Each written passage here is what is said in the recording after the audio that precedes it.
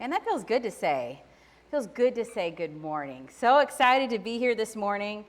I don't know about you guys, but I woke up with a giant smile on my face, just ready for the day.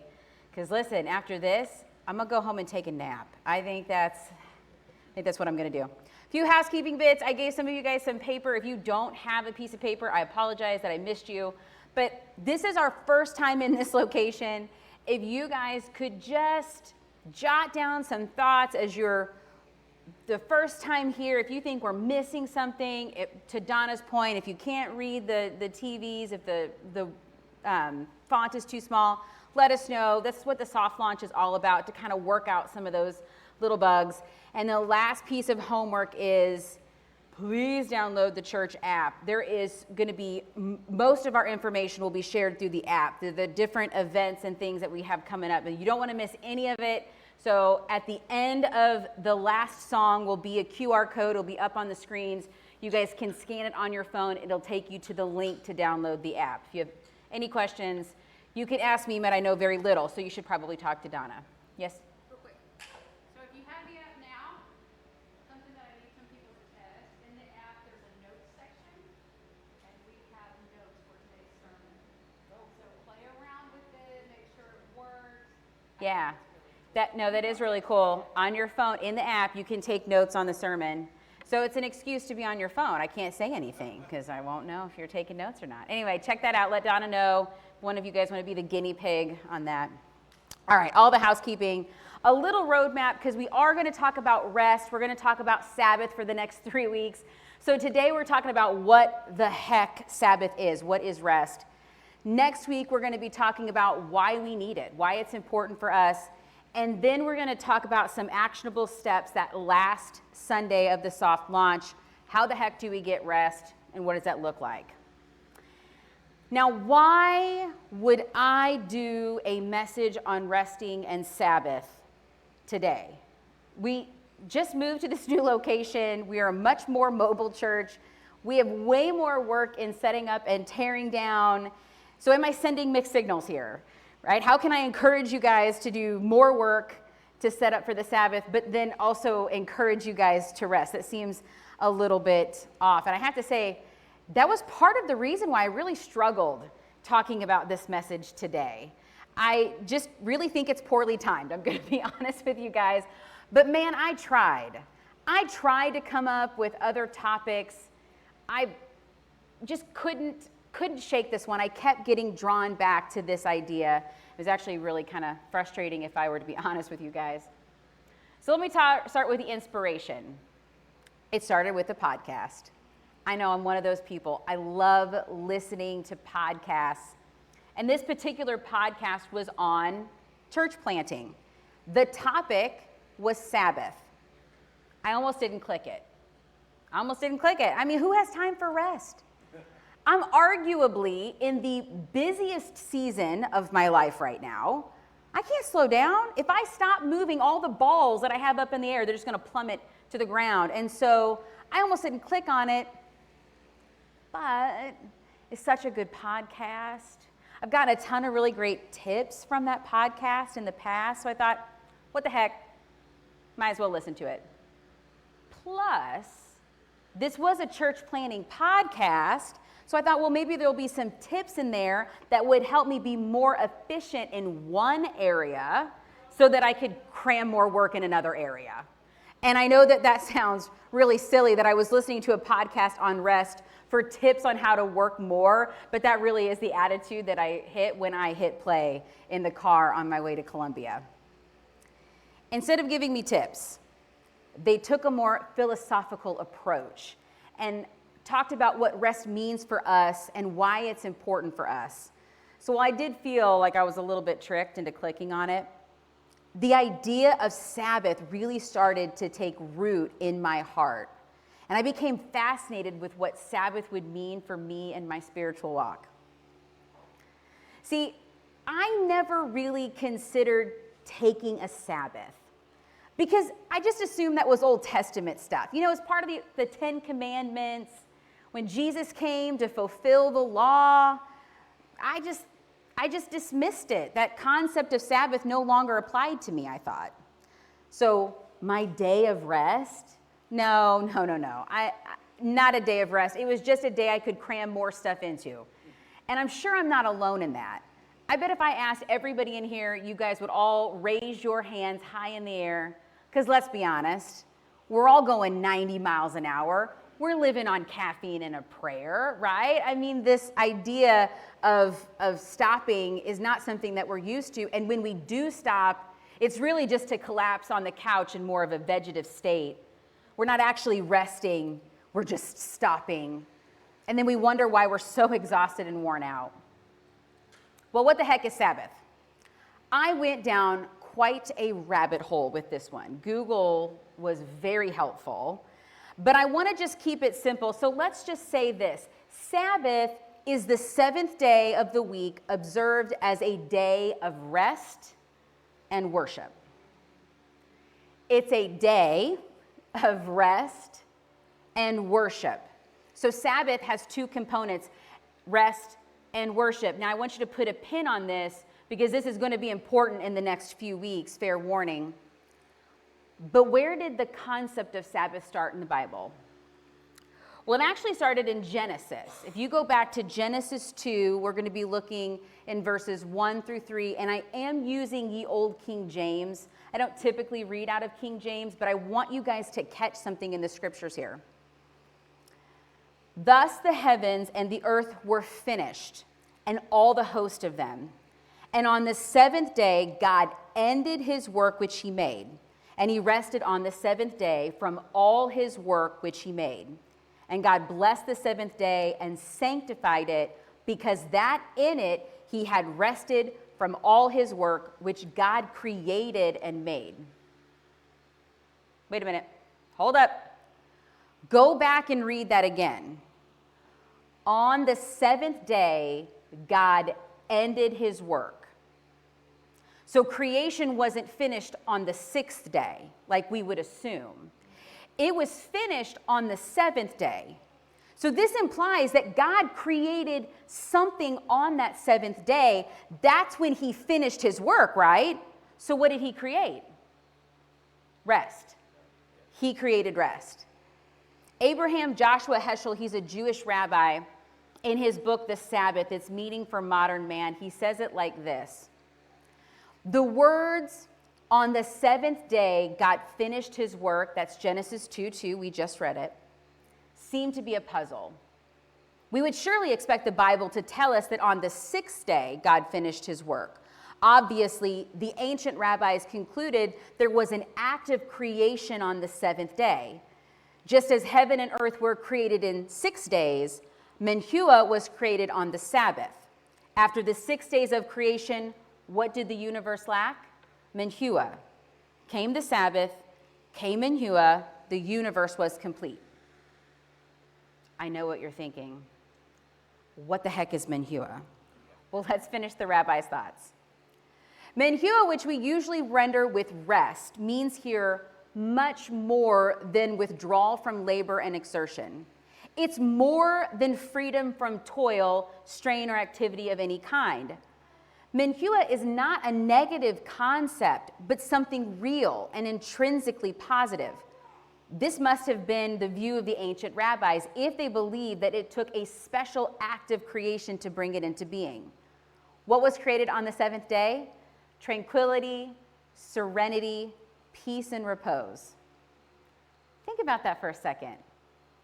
God created the universe in 6 days, looked around, and on the seventh day created the final peace, rest. Not because God needed it. Our God doesn't need to rest. Our God doesn't need to take a break. He doesn't need to sleep. But as our creator, he knew that we would need rest, so he created it as the final piece of creation. Think of it like this. Rest is the capstone of creation, and without it, the universe would not be complete. I'm going to take a minute and just let that sink in for a moment, because I can see some of the wheels turning as you contemplate the idea that God created rest and what the implication of that is. It's staggering, really. And don't we know that it's true to our core? Do you know what happens to your body when you don't get sleep? It's fascinating. I didn't, but Google does, so now I do too. After 48 hours of no sleep, your body will begin to compensate by shutting down with something called microsleeps. That's a 3 to 15 second burst of rest where your brain just shuts off. Your eyes can still be open, which is kind of creepy, but your brain literally is offline. They call it microsleeps because they measured the brain waves during these sessions, and they're very similar to the brain waves that we experience during sleep. So the brain really says, sleep or else. And then if you don't sleep, it will go on strike. So after 2 days of not sleeping, and I think we've all kind of experienced a lack of sleep, wouldn't you guys agree, besides the microsleep thing, you guys get a little bit more irritable? Anybody? I get a little bit more irritable when I don't have sleep. Don't ask my husband. I get a little anxious. Anybody get a little anxious when they don't have sleep? Maybe your memory is kind of foggy. Your judgment's a little impaired. You might even hallucinate, right? Sleep is very important. And that's just a taste of why we need rest. I got to save the rest of it for next week when we talk about the why. But when we're talking about what rest is, it's important that we acknowledge that our Creator knew we would need rest, which is why He chose to intentionally create it. And it's the intentionality behind it that's key to what rest actually is. See, we've reduced it to just vegging out, not doing anything, maybe scrolling mindlessly on Facebook or TikTok. But the rest that God created is so much more than an absence of work. It's a pursuit of restorative peace. It's the pause that allows us to reflect and re-examine our hearts and minds and reorient ourselves. Think of rest as your true north. It's our compass in our world, and we should be consulting it to make sure that we're headed in the right direction. Which is interesting in light of where we see the next idea of rest or Sabbath in the Bible. Turn to Exodus. We're going to be starting in Exodus 20, verse 8. This is one of the commandments. Moses chiseled this in the tablet. It says, "Remember the Sabbath to keep it holy. You are to labor 6 days and do all your work. But on the seventh day is a Sabbath to the Lord your God. You must not do any work, you, your son or your daughter, your male or female servant, your livestock or your resident alien who is living within your cities. For the Lord made the heavens and earth and the sea and everything in them in 6 days. Then He rested on the seventh day. Therefore the Lord blessed the Sabbath and declared it holy." Oh, I have so much to say about this. First, can we just be honest? How weird is it that God commanded them to rest? Especially when we look at all of the other commands. You've got the first one, the big one, right? We're not supposed to take any other gods before our God. This includes making idols or using His name in vain. That all makes sense. Then the next command is the one about keeping the Sabbath and resting. Kind of weird. Because then we get into all of these others, honoring your parents, not unaliving people, no adultery, no stealing, don't lie, and don't be jealous. So we have this list of things that we should be doing in order to remain in right standing with God, and one of those things that God tells us to do is to rest. Of all the things that could have made that list, making sure that we set one day aside and rest and honor God as one of the top 10, that's a little weird. But think about where they had just came from. They had just came from Egypt, where they were slaves. Do you think they got a day off? Do you think that they were able to kick up their feet and just relax? Absolutely not. They were slaves. And while God freed their physical bodies by getting them the heck out of Egypt, He also needed to free their minds and command that they rest. I don't think we appreciate just how difficult that would have been, that transition for them. They were enslaved for 430 years. 430 years. They leave Egypt, they leave that culture of constant toil. It would have been hard for them to just stop. but they'd been conditioned to consistently work. And so when their physical bodies were no longer captive, God gives them this beautiful gift of the Sabbath so that their mind could be free as well. The other thing, and you're going to have to lean in a little bit because this one is a little bit hard, but look how God describes the rationale for rest. God created the whole universe in the first 6 days. Then he created rest and he rested. His work was complete. He just didn't stop working.